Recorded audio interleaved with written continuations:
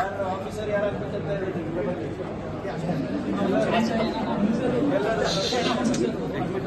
ಮತ್ತೆ ರಾಜಕಾರಣಿ ಯಾರಾಗಬೇಕಂತ ಇದ್ದೀರಾ? ಯಾರು ಇಲ್ಲ. Nobody wants to be a politician. ನಾವೇ ಈಗ ನಾನು ಯಾರು ಹೇಳಿ ವಾಟ್ ಎಮ್ ಐ ನಾನೇನು ಹೇಳಿ ಎಮ್ ಎಲ್ ಎ ಅಂದರೆ ಮೆಂಬರ್ ಆಫ್ ಲೆಜಿಸ್ಲೇಟಿವ್ ಕರೆಕ್ಟ್ ಅಲ್ಲ. ವಾಟ್ಸ್ ಮೈ ಪ್ರೈಮರಿ ಜಾಬ್? ನನ್ನ ಕೆಲಸ ಲೆಜಿಸ್ಲೇಷನ್ ಅಂದರೆ ನೀತಿ ಮಾಡೋದು. ನಮ್ಮ ಲೆಜಿಸ್ಲೇಟರ್. ಸೊ ಲೆಜಿಸ್ಲೇಟರ್ ಅಂದರೆ ಶಾಸಕ ಅಂದರೆ ಏನು? ಶಾಸನ ಮಾಡೋದು. ಸೊ ನೀವು ನಿಮ್ಮ ಭವಿಷ್ಯ ರೂಪಿಸಲಿಕ್ಕೆ ಶಾಸನಗಳೇ ಇಲ್ಲ ಅಂದರೆ ನೀವು ಆಫೀಸರ್ ಏನು ಕೆಲಸ ಮಾಡ್ತೀರಪ್ಪ?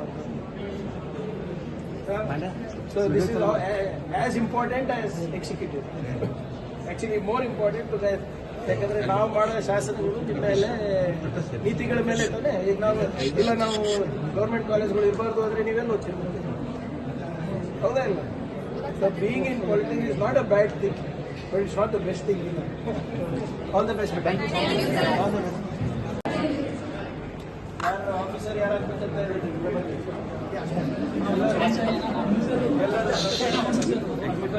ಮತ್ತೆ ರಾಜಕಾರಣಿ ಯಾರಾಗಬೇಕಂತ ಇದ್ದೀರಾ? ಯಾರು ಇಲ್ಲ. Nobody wants to be a politician. ನಾವೇ ಈಗ ನಾನು ಯಾರು ಹೇಳಿ ವಾಟ್ ಎಮ್ ಐ ನಾನೇನು ಹೇಳಿ ಎಮ್ ಎಲ್ ಎ ಅಂದರೆ ಮೆಂಬರ್ ಆಫ್ ಲೆಜಿಸ್ಲೇಟಿವ್ ಕರೆಕ್ಟ್ ಅಲ್ಲ. ವಾಟ್ಸ್ ಮೈ ಪ್ರೈಮರಿ ಜಾಬ್? ನನ್ನ ಕೆಲಸ ಲೆಜಿಸ್ಲೇಷನ್ ಅಂದರೆ ನೀತಿ ಮಾಡೋದು. ನಮ್ಮ ಲೆಜಿಸ್ಲೇಟರ್. ಸೊ ಲೆಜಿಸ್ಲೇಟರ್ ಅಂದರೆ ಶಾಸಕ ಅಂದರೆ ಏನು? ಶಾಸನ ಮಾಡೋದು. ಸೊ ನೀವು ನಿಮ್ಮ ಭವಿಷ್ಯ ರೂಪಿಸಲಿಕ್ಕೆ ಶಾಸನಗಳೇ ಇಲ್ಲ ಅಂದರೆ ನೀವು ಆಫೀಸರ್ ಏನು ಕೆಲಸ ಮಾಡ್ತೀರಪ್ಪ?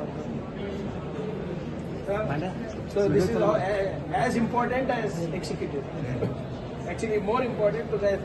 ಯಾಕಂದರೆ ನಾವು ಮಾಡೋ ಶಾಸನಗಳು ನಿಮ್ಮ ಮೇಲೆ ನೀತಿಗಳ ಮೇಲೆ ತಾನೆ. ಈಗ ನಾವು ಗೌರ್ಮೆಂಟ್ ಕಾಲೇಜ್ಗಳು ಇರಬಾರ್ದು ಅಂದರೆ ನೀವೆಲ್ಲ ಓದ್ತೀವಿ, ಹೌದಾ ಇಲ್ಲ?